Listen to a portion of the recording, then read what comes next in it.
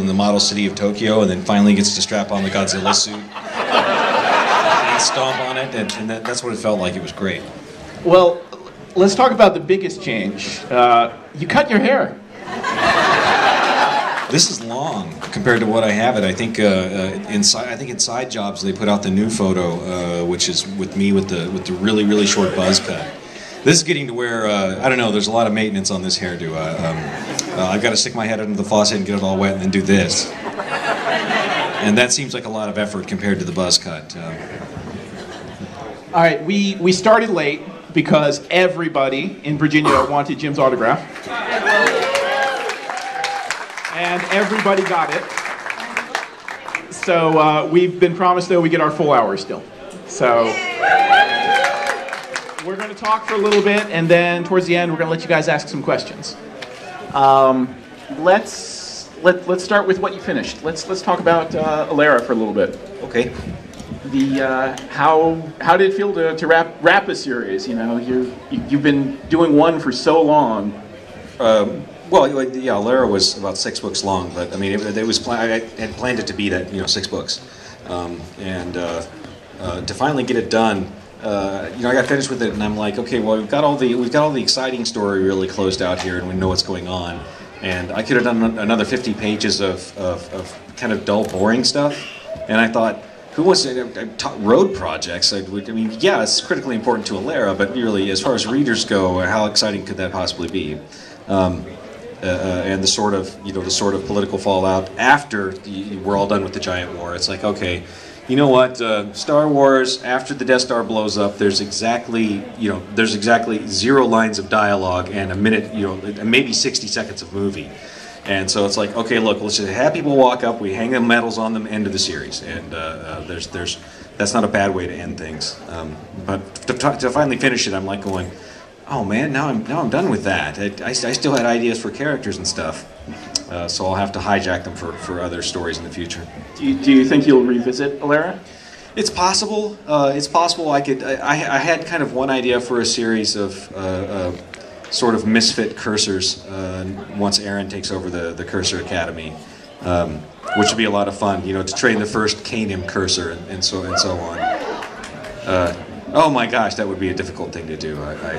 You've apparently got an audience for it already, though. Yeah, I had kind of an idea for that, and then the other thing we might do is to head 150 years or so down the line, where Alara is a much steampunkier place than it was before, and about the time that it's time to deal with the Vord that are still on the other continent, and then the real trouble shows up. As opposed to the Vord being the real trouble. Oh Lord!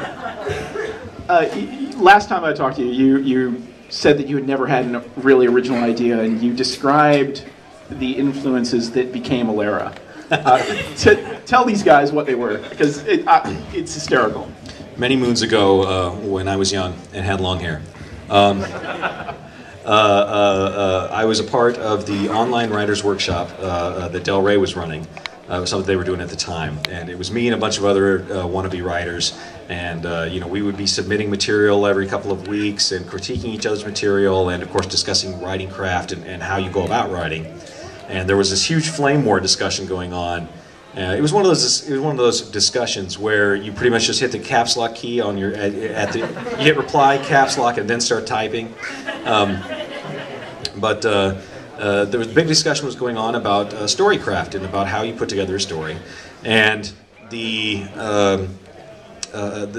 two sides of the discussion that were going on was one side was holding up the idea of the sacred idea of a story, that if you have a good enough idea for a story, you can write it miserably and it will still do really well and be very popular. And they said, look at Jurassic Park, and that was their example, not mine. And then the other side of the argument was it's not about originality of ideas, it's about presentation, and that a good enough writer can take an old idea and give it his own spin and his own good presentation and write a compelling story out of it. It's like how many versions of Romeo and Juliet have we seen over the years? And everyone's like, okay, And so the discussion ping-ponged back and forth, and there was a couple of loudmouths on each side sort of leading the charge, and I was the loudmouth over here on the craft side, and there was another loudmouth over there on the idea side.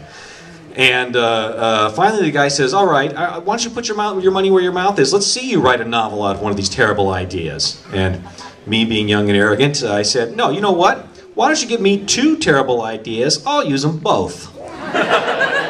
Because I wasn't going to get one-upped by the guy, and I wasn't too bright. And the guy said, okay, well, first terrible idea that I want you to use is Lost Roman Legion. I am sick of Lost Roman Legions. All the Lost Roman Legions should have been found by now. And that is the Lost Roman Legion. So Lost Roman Legion is the first terrible idea. I'm like, okay. Yeah, number 2. He says, number 2, Pokemon.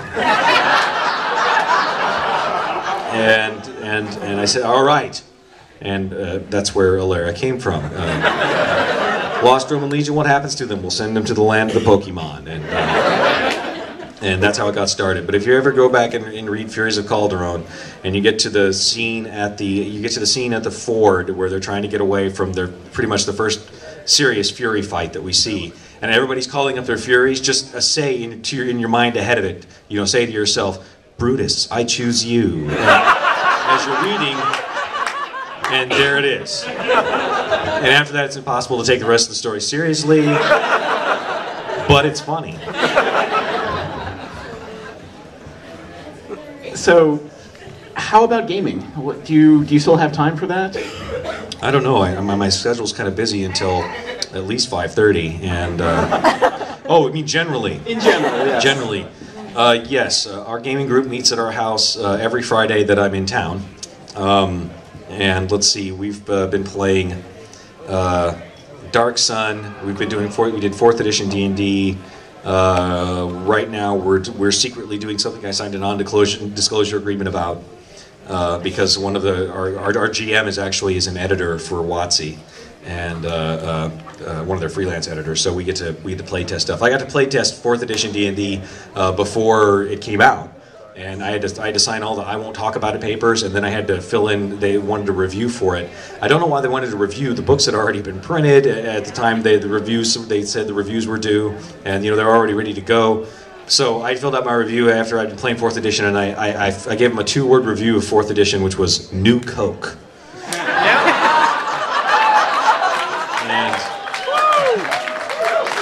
I've got to say, 4th edition D&D, I mean, it is a great game, but it isn't really Dungeons and Dragons. It's some new game. But so we did that. We've done a little bit of Ravenloft playtesting, and we generally have a good time. Tuesday night is gaming night, but it's computer gaming night, and that's when we play City of Heroes. So I'm the only guy who can legally play Harry Dresden on City of Heroes. Because you can't violate copyright, except it's copyright to me. So they've taken my name and costume away several times, and I've had to go to the staff and say, no, I actually am the owner of this copyright. I can play the character. I guess now there's a note on my customer thing, so they'll see it because they haven't taken my stuff away in a while. So. Have you played the Harry Dresden role-playing game? I have not played the Harry Dresden role-playing game because, think about it, it's impossible. Okay, if I'm the GM, it's just like work. If I'm the player, I'm the GM's nightmare because I can say, yes, it is like that, and I'll write it that way in the next book if I have to.